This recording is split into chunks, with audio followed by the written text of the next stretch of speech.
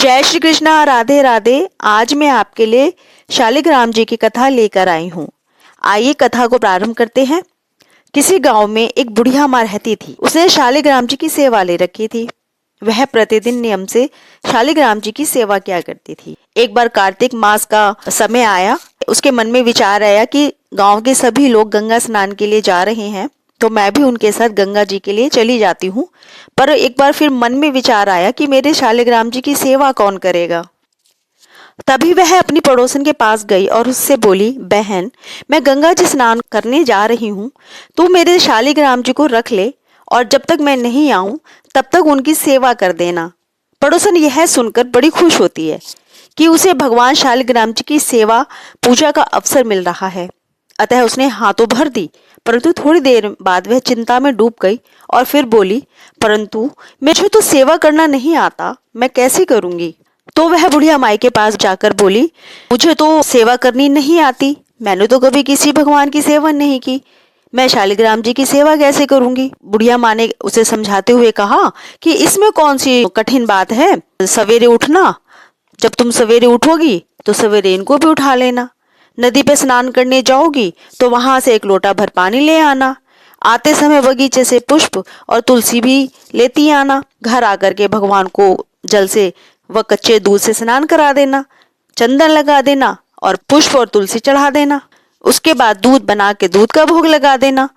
दोपहर को रसोई में जो भी बने उसका भोग लगा देना। शाम को दिया जलाना और रात को सोते समय शालिग्राम जी को भी सुला देना। बस ऐसी ही पूजा करनी है। बुढ़िया माई ऐसा बताकर और पड़ोसन जी को शालिग्राम जी देकर गंगा स्नान को चली जाती है। अगले दिन पड़ोसन को भी बहुत उत्साह होता है। पड़ोसन ने सब कुछ बुढ़िया माई के कहने अनुसार करना शुरू कर दिया। सवेरे उठते ही शालिग्राम भगवान को भी आवाज लगा देती है कि भगवान उठ जाओ, सुबह हो गई है। उसके बाद वो अपने काम में लग जाती थी। फिर वह नदी पर स्नान करने जाती। वापसी में लौटते समय नदी से एक लोटा भरकर पानी ले आती थी। आते समय बगीचे से पुष्प व तुलसी भी लेती आती। घर आकर भगवान को जल और कच्चे दूध से स्नान कराती, चंदन लगाकर पुष्प व तुलसी चढ़ा देती। उसके बाद उसने दूध का भोग भी लगा दिया और कह दिया, दूध पी लियो। और ऐसा कहकर वह खाना बनाने में लग गई। खाना बनाकर भगवान को भोग लगाने के लिए वो खाना ले आई। भोग लगाते समय उसने देखा कि दूध तो वैसा ही पड़ा है, भगवान ने तो दूध ही नहीं पिया। उसने सोचा कि भोग लगाने का समय हो गया है, चलो तो भोग तो लगा ही देती हूँ, हो सकता है भगवान भोग के साथ ही दूध पीते हों। इसके बाद वो भोग भी लगा देती है और भोग और दूध रख करके और चली जाती और भगवान से कहती है, भोग लगा लियो और जीम लियो। थोड़ी देर बाद उसने जाकर देखा कि दूध और भोग तो वैसे का वैसे ही पड़ा है जैसा वो रख कर गई थी।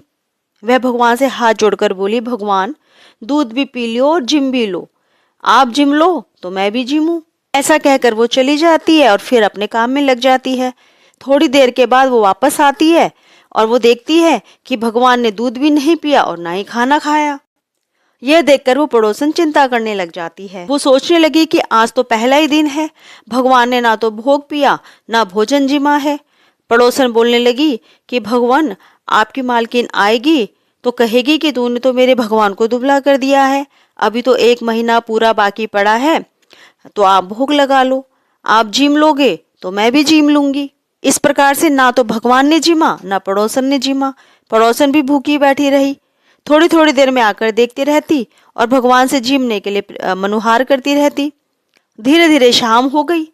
भगवान शालिग्राम जी सोचने लगी कि भाई अब तो दर्शन देने पड़ेंगे, नहीं तो ये भी भूखी ही बैठी रहेगी और भूखे पेट ये मर जाएगी तो इसकी हत्या का पाप मेरे सिर लगेगा। तब शालिग्राम जी उठते हैं और कहते हैं कि अब तो इनको दर्शन देने पड़ेंगे। तो वो छोटा सा मोर मुकुट पीताम्बरधारी रूप लेकर पाटे पर जाकर बैठ जाते हैं। फिर मैया से आकर बोलते हैं कि मैया मैया ला जिमा दे, दूध भी पिला दे। तो बुढ़िया माई ने दूध भी पिला दिया और जिमा भी दिया। अब तो ऐसा रोज ही होने लगा। पड़ोसन रोज सवेरे उठती, शालिग्राम भगवान जी को जगा देती, अपने काम में लग जाती, काम खत्म करके स्नान करने जाती, वापसी में लोटा भर के ले आती, रास्ते में से पुष्प और तुलसी ले आती, आके घर भगवान जी को स्नान करा देती, पुष्प और तुलसी जी चढ़ा करके उनको नहला धुला कर तैयार करके बिठा देती थी, दूध का भोग दे देती, भोजन तैयार कर देती थी और शालिग्राम जी बाल रूप लेके आके पाटे पर बैठ जाते और मैया से कहते ला मैया जिमा दे। मैया उसको जिमा देती। इस प्रकार से करते करते कई दिन बीत गए। एक दिन शालिग्राम बाल रूप में तो थे ही। उन्होंने एक दिन पड़ोसन से कहा कि मैया मैं बैठा बैठा बोर हो जाता हूँ, चलो मैं गैया ही चरा लाऊं। तो पड़ोसन बोली कि अब तो थोड़े ही दिन रह गए, क्या करोगे जाके, मत जाओ। पर भगवान शालिग्राम नहीं माने। हाथ में सोने की लाठी, कंधे पे हीरे मोती का जड़ा हुआ पीताम्बर डालकर गाय चराने चले जाते हैं और शाम को गोधुली बेला में गाय को वापस लेकर आ जाते हैं। अब तो रोज ही ऐसा होने लगा। भगवान रोज दूध पी के झीम के गाय चराने चले जाते हैं और शाम को वापस आते हैं। इस तरह से 1 महीना बीत जाता है। उधर बुढ़िया माई भी गंगा स्नान करके घर आती है। स्नान ध्यान से निबट करके वो सोचती है कि चलो पड़ोसन से अपने शालिग्राम जी ले आऊं। तो वह पड़ोसन के घर जाती है और पड़ोसन से बोलती है कि मेरे शालिग्राम जी दे दो। तो पड़ोसन बोलती है कि शालिग्राम जी तो शाम को आएंगे, तब ले जाना। बुढ़िया माई सोचने लगी कि शालिग्राम जी कहाँ चले गए, इसका तो मन ही बदल गया है, अब तो ये शालिग्राम जी को देना ही नहीं चाहती है।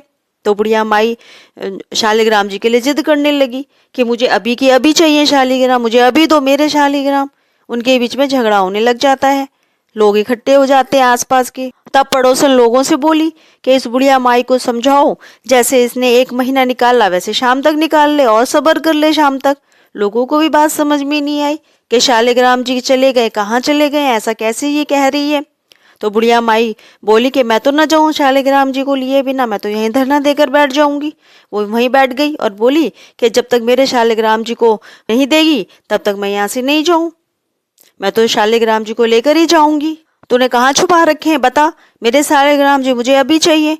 पड़ोसन बार बार बोलती रही और समझाती रही कि वो अभी गाय चराने गए हैं, शाम को जब शालिग्राम जी आ जाए तब ले जाना। शाम हो जाती है और शाम पड़े जब भगवान जी गाय चराकर वापस आते हैं और गाय को उनकी जगह पर छोड़कर भगवान उस पड़ोसन के घर के मंदिर में विराजमान हो जाते हैं। तब पड़ोसन बुढ़िया माई से बोलती है कि अब ले जाओ तुम्हारे भगवान जी, अब आ गए हैं शाम को गैया चराकर। तब बुढ़िया माई को भगवान जी बाल रूप में भगवान जी कहीं नहीं दिखाई दिए। वो और गुस्सा होने लगी कि तुम तो झूठ बोल रही हो, तुमने इनको कहीं पे छुपा के रख दिया था, ये भला कैसे जा सकते हैं, ये कैसे चल फिर सकते हैं, कैसे कहीं चराने के लिए जा सकते हैं। उसको कुछ भी समझ में नहीं आया। बुढ़िया माई बोली तू इतनी देर से क्यों मना कर रही थी, जरूर तूने ही इनको कहीं छुपा करके रख रखा था। बुढ़िया की बातें सुनकर पड़ोसन को सब कुछ समझ में आ जाता है और मारे खुशी की उसकी आंखों से आंसू बहने लगते हैं। उसने भगवान जी के सामने हाथ जोड़ ली और भगवान जी से कहा कि हे भगवान, बुढ़िया माँ को भी अपना रूप दिखा दो, नहीं तो वो मेरे पे अविश्वास करेगी कि मैं झूठ बोल रही थी और तुम कहीं नहीं जाते थे, तुम यहीं विराजमान रहते थे। तब पड़ोसन की बात मानकर भगवान ने मोर मुकुट पीताम्बर धर के हाथ में सोने की लाठी ली और फिर बुढ़िया माई को भी दर्शन दिए। बुढ़िया माई ये सब देख करके हैरान रह गई। शालिग्राम जी की मूर्ति में वो भगवान के रूप को देखती है। बुढ़िया माई कांपने लगी और उसकी आंखों से झरझर आंसू बहने लगे और बुढ़िया माई भगवान के और कभी पड़ोसन के दोनों के पैर छुए और कहने लगी कि मैं तो इतने दिनों से सेवा कर रही थी पर मुझे तो कभी भी भगवान के दर्शन नहीं हुए, कभी भगवान ने मुझे दर्शन नहीं दिए, क्योंकि मैंने तो भगवान को केवल मूर्ति मानकर सेवा की थी। असल में तूने ही भगवान की निर्मल मन से सच्ची सेवा की थी तो भगवान ने तुझे दर्शन दिए और तेरे पुण्य प्रभाव से मुझे भी भगवान के दर्शन हो गए। भगवान जैसे उनको दर्शन दिया वैसे सबको देना। कथा अधूरी हो तो पूरी करना, पूरी हो तो मान करना। कहानी कहने वाले, सुनने वाले और हुनकारा भरने वाले सभी की मनोकामना पूरी करना। जय श्री कृष्णा, राधे राधे। इसी प्रकार की कथा और महात्म्य सुनने के लिए आपसे मेरा निवेदन है कि मेरे इस चैनल को सब्सक्राइब जरूर करिएगा, ज़्यादा से ज़्यादा लाइक और शेयर जरूर करिएगा। जय श्री कृष्णा, राधे राधे।